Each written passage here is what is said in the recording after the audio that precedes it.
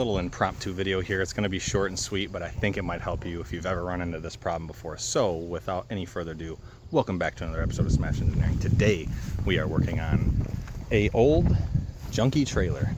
This old junky trailer happens to be mine, and I need to get it a few miles down the road to my home.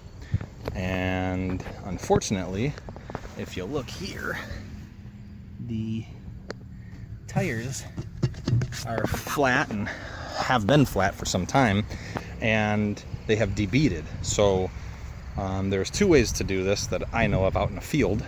I'm going to show you one of them. The other one, hopefully someday I'll get to show you guys.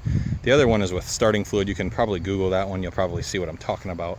But you can spray starting fluid in there. It's potentially dangerous, so I don't recommend it.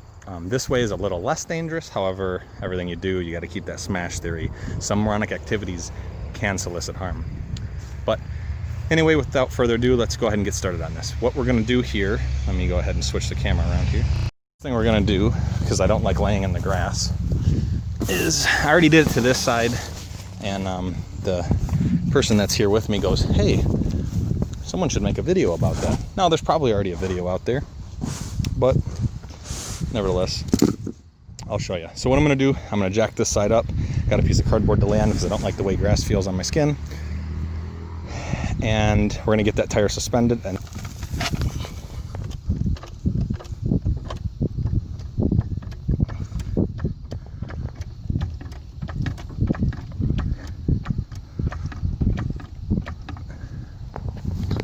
okay. And as I was saying, you can see the tire is de-beaded. It's not sealed on the bead no more. So whenever I go to put air in it, it's just hissing out around the edge. So what we're gonna do is take this, wrap it around the tire, and I'll be right back. All right, so as you can see, I have the ratchet strap snugly around the tire here. And sorry, but if you've ever tried to videotape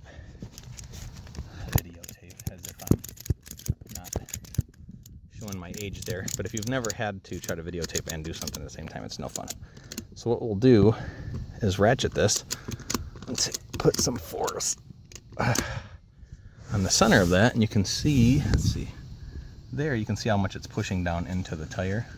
What that does is put pressure on the bead, so that way it pushes out on the tire. So let's get the air compressor and see if we can air it up now. This is not mine, but I have to say I like it.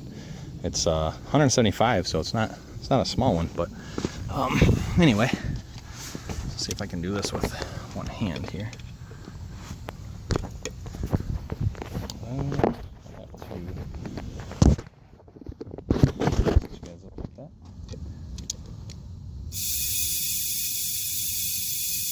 All right, and then once, sorry I didn't record that, I needed both hands.